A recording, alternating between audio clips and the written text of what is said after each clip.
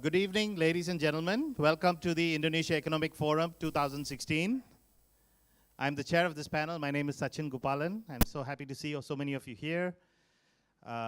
This is the last session of the day for this new format that we have for the Indonesia Economic Forum. If you were there at the forum for the last 2 years, this is the third year, and we have introduced a second day. Or rather a first day, because the plenary format happens to be tomorrow, and we changed the format to have a series of industry dialogues on the preceding day, which will help us to set the tone for what the discussion should be the next day and the month that goes forward. The topics that have been selected for the industry dialogues are also done by our team at the Indonesia Economic Forum. We've been looking at several sectors that we believe is dramatically changing Indonesia. And among those sectors is digital entertainment. And that's what we are here to discuss today, about how is digital entertainment changing the way people consume it, produce it, distribute it, and monetize. So I think you will have a very interesting discussion today. We have a very esteemed series of panelists here. I would start with Pak Jemmy Confido from Telkom on my left. On your left as well. So Pak Jemmy, welcome. Thank you. Then Ibu Febiani Konang from the Marketing Director of Samsung Indonesia. Please give her a warm welcome hand. Then Pak Andreas Diantoro, I think everybody knows him here. He is the CEO of Microsoft. Thank you for being here, Pak Andreas. Pak Ed Tessiger is the CEO of Group M, and Indonesia as well as now Vietnam. Welcome, Ed. And then the gentleman right at on the left of Ed is Nikhil Jakadar. Nikhil is here all the way from the US, and he just arrived this afternoon. Thank you, Nikhil, for being here. Nikhil is the founder of ViewClip, which is some of the discussion today are going to be talking about how ViewClip has been a leader in this space for the last several years.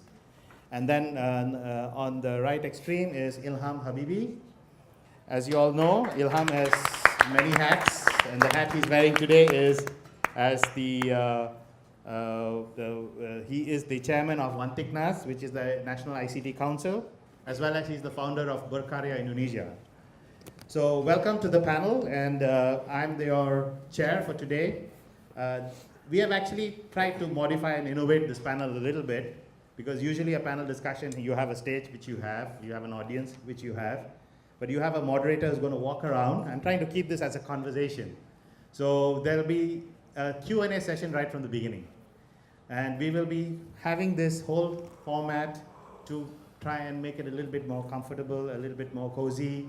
And please feel free at any time if you want to add your comments, or you want to say something that is, or react to something that's being said on the panel. We have some ladies on the mic here who can turn down to you if you want to add some comments. You can also wait, we will also have a Q&A session at the very end, so we would be finishing with that. Okay, so before we start, I would like to actually have a video that has been prepared to give you some context to what the discussion is about today.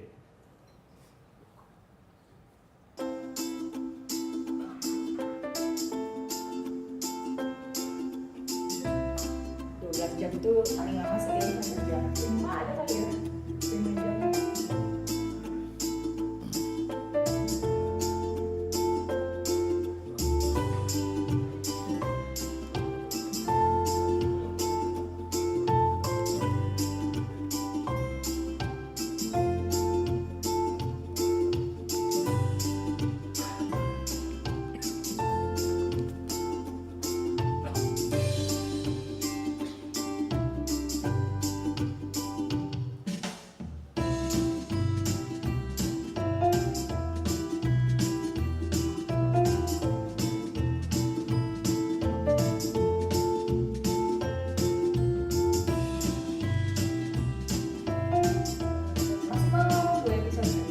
Tentu jamnya pagi, siang, sore, pokoknya setengah hari saya biasanya nonton kalau kerja sekitar jam 1 sampai jam 11 atau jam 12.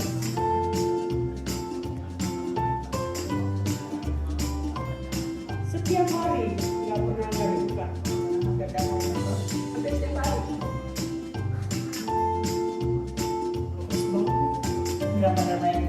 emang asik banget. Kalau di view, misalnya ditayang di Jepang hari Selasa, hari Rabu sudah ada di view. User friendly, nyaman banget. Kalau ini nyaman banget. Adalah salah satu cara gue untuk ngabisin waktu luang. Tempat hiburan saya yang paling bikin saya nyaman. Nomor 2 di hati setelah suami tentunya. Nomor 1 pokoknya buat hiburan tuh nomor 1, udah gak ada gantinya. Di awal hari dan di akhir hari saya ada view. And thank you so much juga buat VIU Indonesia yang udah ngajak kita jalan-jalan ke Busan. Bener-bener unforgettable dan keren banget juga Busan World Asia Festivalnya. Ditunggu lagi VIU acara-acara gokilnya dan selalu menjadi best of Asian entertainment.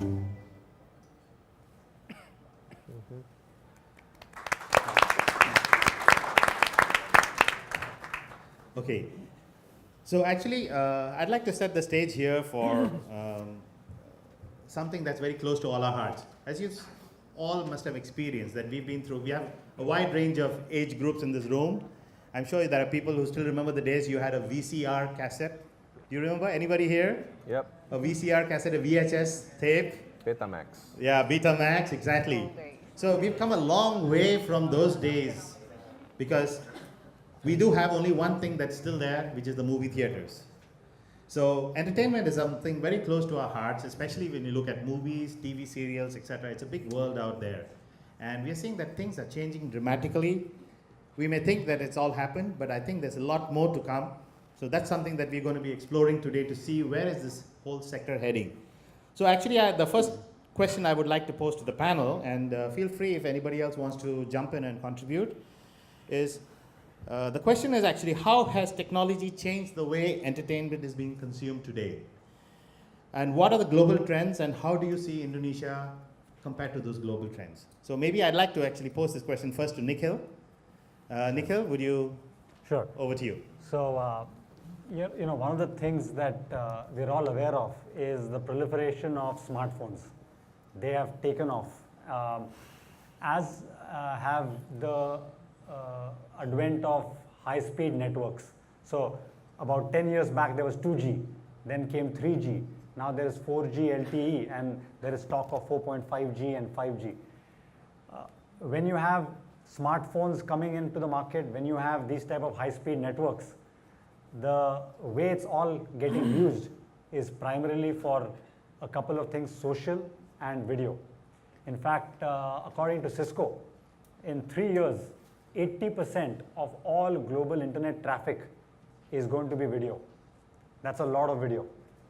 And so I think Indonesia is no different than the rest of the world.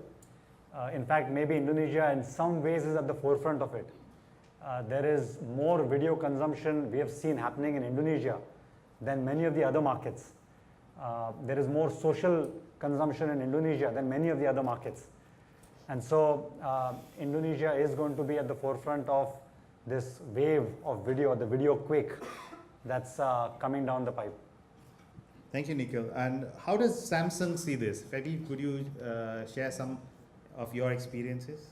Yeah, what Nikhil mentioned is really true. It's happened in Indonesia as well, aside from the other countries. So, you know, it's actually what consumers see or try to find is a convenience on consuming things. And looking at the changes in how people interact with the day-to-day life, like transportations, and also the hecticness in the day. So they're looking something that actually they can have every time they want. So it's no longer that we dictate consumer to sit and watch something, but it's up to consumers. Whenever they want to watch something, we need to be prepared for them. So this is the role in our case in mobile devices, where it's play a big things. So at the moment, yes, the main devices that use either smartphone or a tablet. But in the future, Samsung also see that the virtual reality will also come into this consumption of videos. That's why we start to introduce Gear VR, for instance. So Samsung is focusing heavily on video as being one of your core Yes. drivers for handsets. Yes, it's very true. That's why in every single devices that we built, we also put technology behind how people can consume video in very nice way, and also it's good for the eyes, so it's not, you know, people can see things, though it's quite small in the sizes, but it's still comfortable for the longer consumptions. Does Microsoft have a view on this, Andreas? It is, Yeah. right now, everything is about mobile first and cloud first. Everything that we talk about, all the technology that we saw, is actually at the end will be watched on tablet as well as smartphone. There are about 71 million smartphone users in Indonesia. Soon in 2020, it's going to be 100 million. That's a lot of smartphones to be sold in Indonesia. 7.3 billion worldwide, and a million every 10 a million device every hour will be connected to the internet. So if you're not in the mobile space, supported by intelligent cloud, I think we will not be in the business. So Microsoft actually has a big technology play there. Can you say something about it? Yes, we actually is betting a lot of our technology advancement on Microsoft Azure, which is basically the infrastructure as provider, platform as provider, as well as software as service as well. So that is basically the cornerstone of our technology in the cloud, serving a lot of the customers that we have on a worldwide basis. But Jamie, if I can ask you, you come from an industry which has played in this entertainment sector right from, in the home, which is basically cable and fiber, now going through the newer side of this sector. How do you see it, Pa? Let me step back a little bit, Sure. if I may put my own definitions about this digital entertainment. I would say that what we are trying to do is to have confident collaborations to deliver content to the crowd in a convenient ways. So there are 5 C's there. The convenient way is what the technology has to do to make this digital entertainment takes place in the market. But convenience is only the way. We need to address it to the crowd, which is our customers. And what we are going to deliver is the content. And the content cannot be provided by ourselves. So we have to have collaborations with our partners. But these collaborations never take place if we don't have confidence with our partners, and vice versa, our partners to us. So the critical part among those 5 C's is very determining our strategy. Choosing the wrong C's in our priority will lead us to a very maybe improper approach.